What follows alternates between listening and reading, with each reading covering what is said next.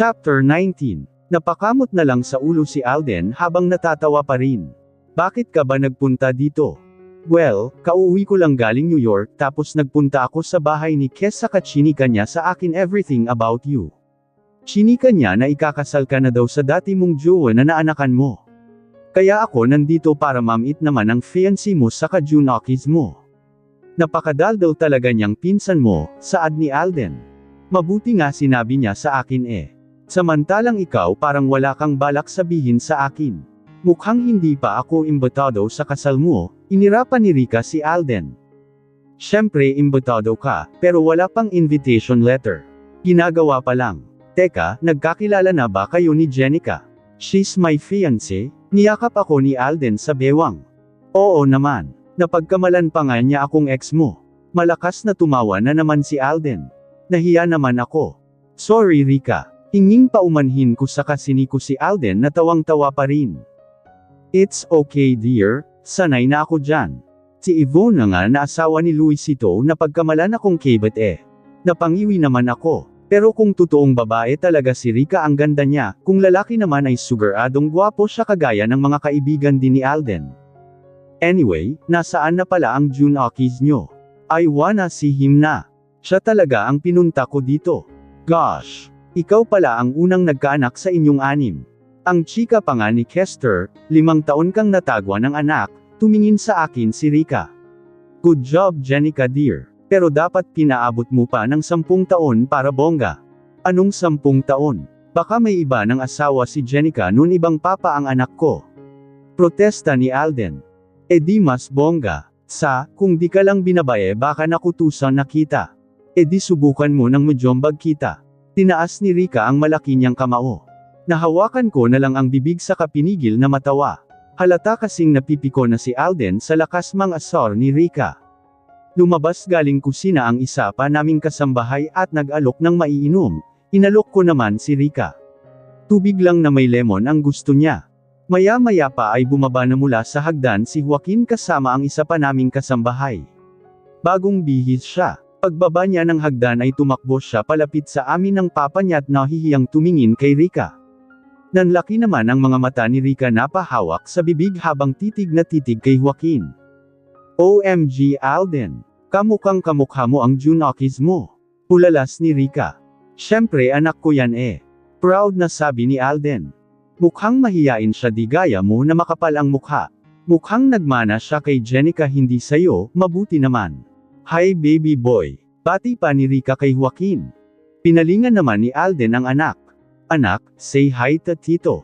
Tita. Pagtatama ni Rika kay Alden. Tita pala, say hi to tita Rika. Kumunot naman ang noo ni Joaquin saka nagpasalit-salit ang tingin niya sa ama pati kay Rika. Tita, bakit po boses tito siya papa? Naguguluhang tanong ni Joaquin. Nakagat ko naman ang labi ko para pigilan ang pagbunghalit ng tawa. Pero si Alden ay malakas, ang tawa samantalang si Rika ay hindi na halos may pinta ang mukha. Oh, bata na mismo ang nagsabi niyan. Ani Alden, alam ko na kung kanino talaga nagmana tong junakis mo na pasmado ang bibig. Sa tiyahin niyang si Agnes, inabot ni Rika ang pisngi ni Joaquin sa kapinanggigilan. Pasalamat ka cute ka. Ngumiti naman si Joaquin. Thank you po, tita Rika. Ang ganda-ganda niyo po. Oh, sweet ka naman pala baby boy eh. Pahog nga si tita Rika. Pinuka ni Rika ang mga braso niya. Yamakap naman sa kanya si Joaquin. Nagtinginan naman kami ni Alden. Ngumiti siya sa akin sa kahinalikan ako sa sentido. Hinilig ko naman ang ulo sa kanyang balikat habang pinapanood si Rika at si Joaquin na nagkukulitan na. Ang sarap talaga ng lobster. Dati hanggang hipon lang tayo ngayon po lobster na lang. Level up na talaga. Pulalas ni Leia habang nilalantakan ang lobster.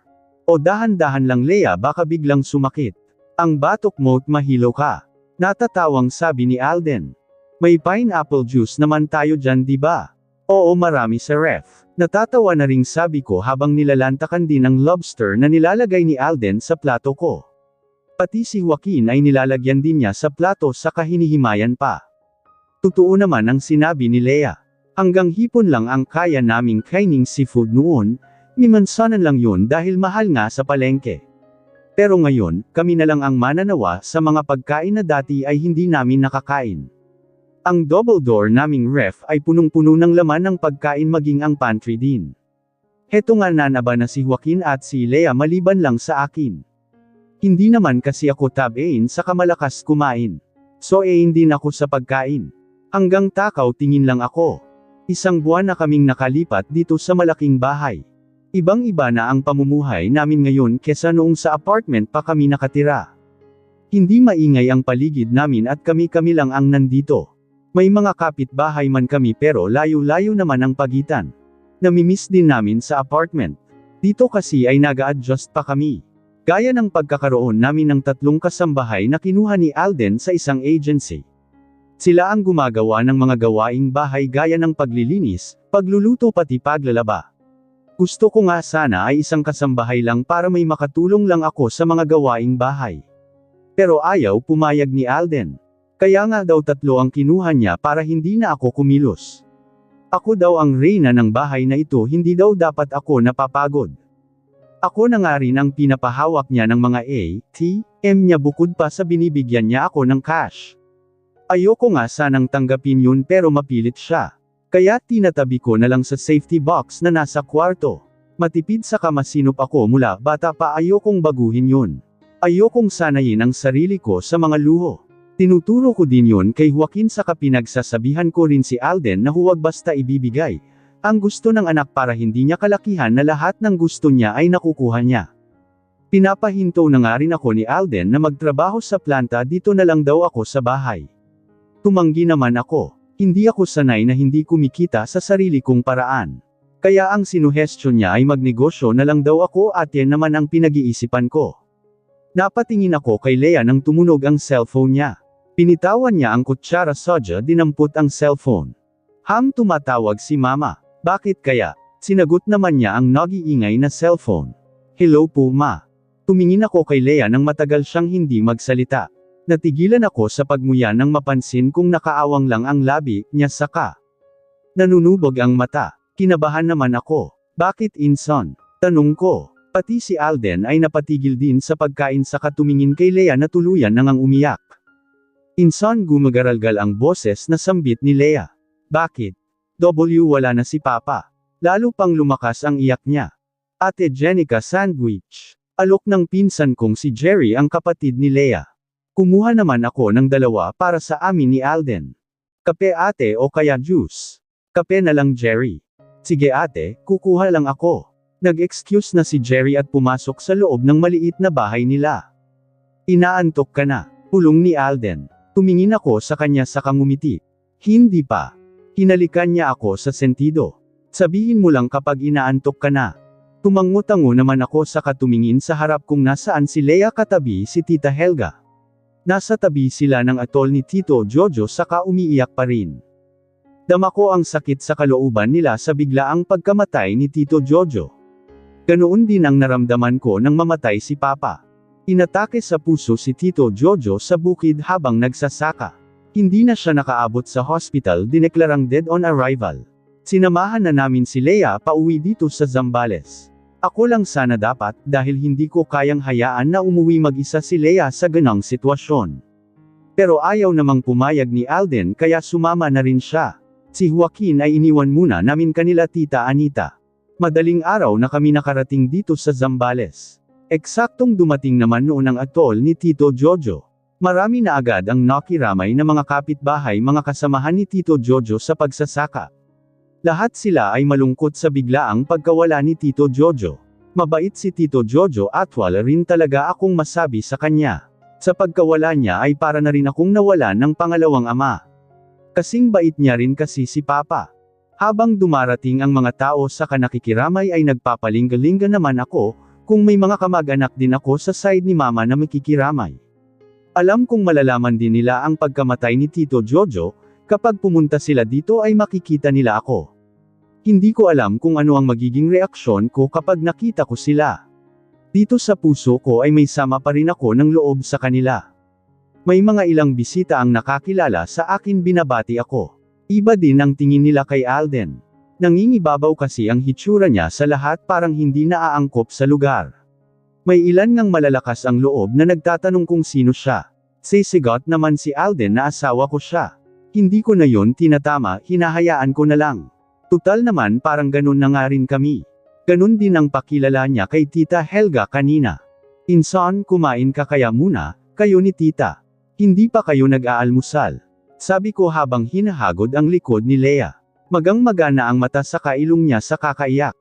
Alas 8 pasado na ng umaga pero hindi pa sila kumakain ng agahan ni Tita Helga.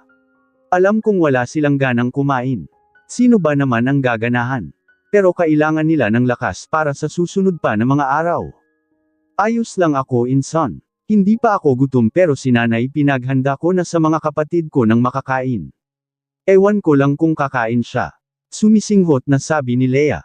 Bumuntong hininga ako. Hindi ko na siya pipilitin. Isa pa sa pinuproblema namin ang pamapalibing kay Papa. May ipon naman ako pero hindi sapat.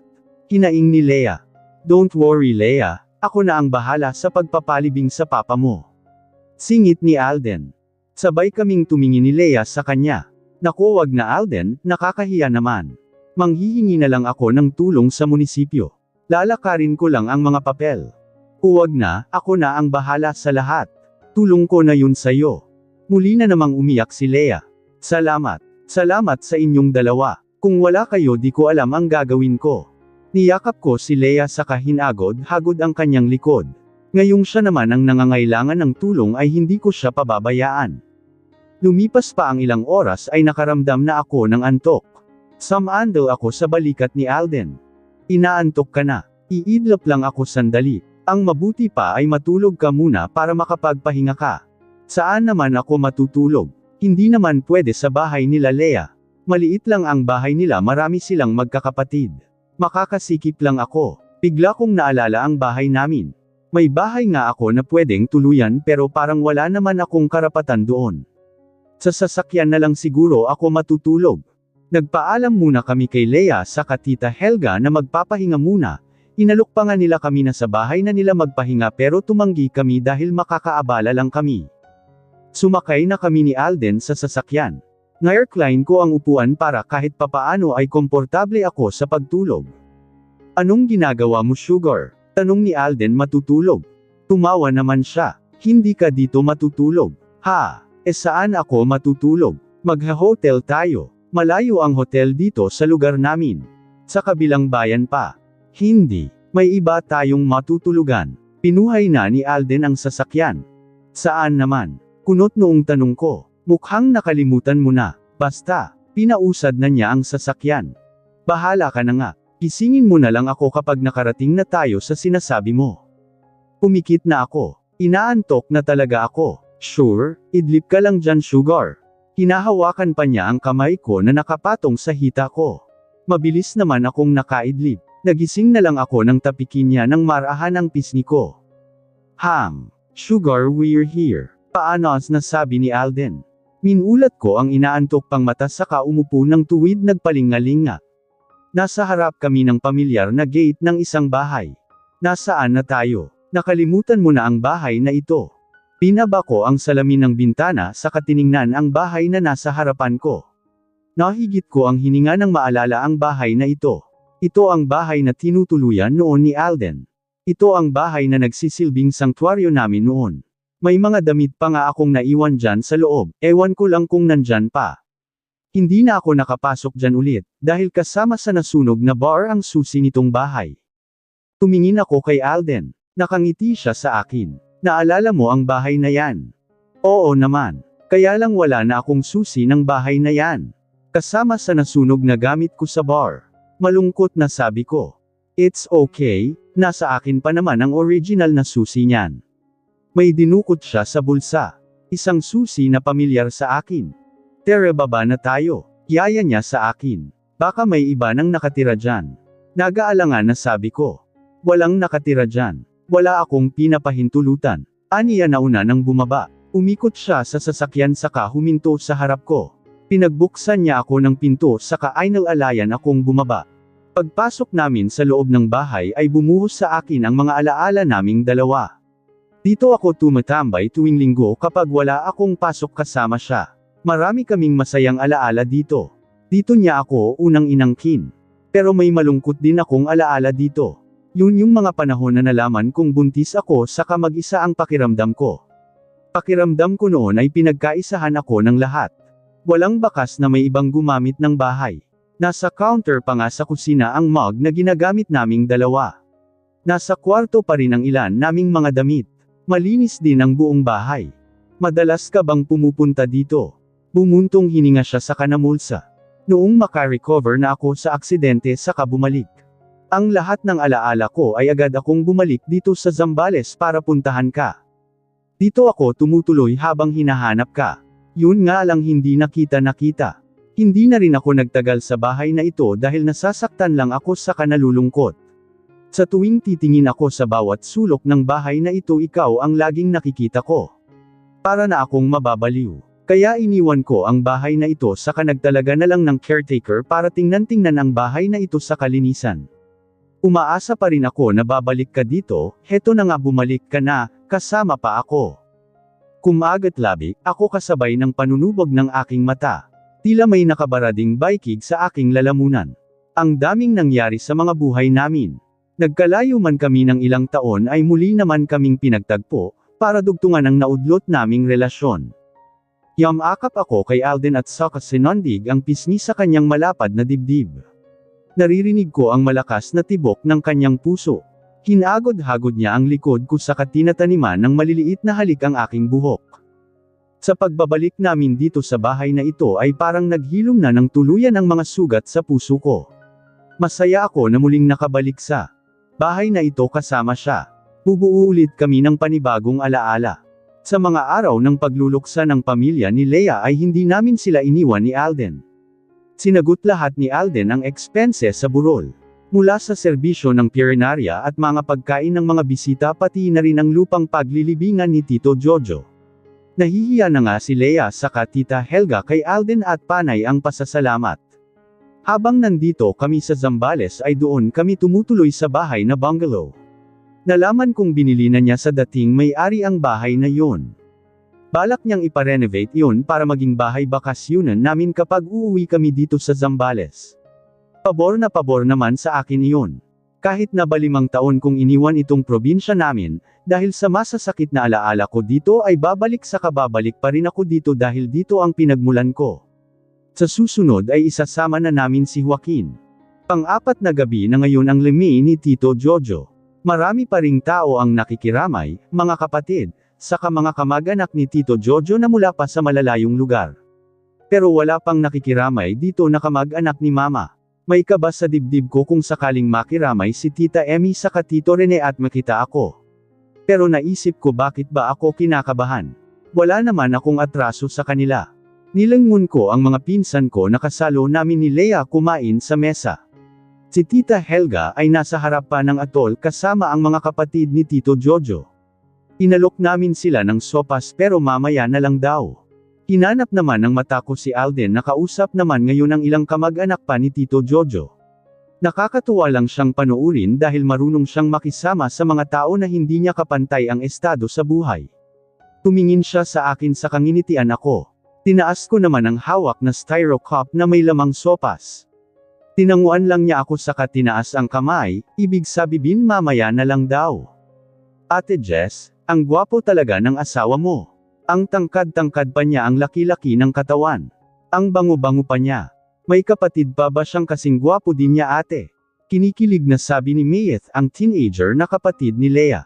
Wala siyang kapatid na lalaki. Nag-iisang babae lang ang kapatid niya. Natatawang sabi ko. Ay sayang naman. Anong sayang-sayang? Hoy Mayeth, bata ka pa ha. Pag-aaral muna ang atupajan mo hindi lalaki. Sita ni Leia sa kapatid. Ngumuso naman si Mayeth, ito naman si ate masyadong seryoso. Alam ko po yun. Siyempre study first muna. Mabuti naman at nagkakalinawan tayo. Hindi ako nakapagtapos ng pag-aaral kahit kayo man lang ang makatapos sapat na sa akin yun. Kaya wag niyong sasayangin ang pag-aaral nyo. Opo ate. Sabay-sabay na sabi ng mga kapatid ni Leia. Nangingiti naman ako. Ang swerte talaga ni Leia dahil may mga kapatid siya.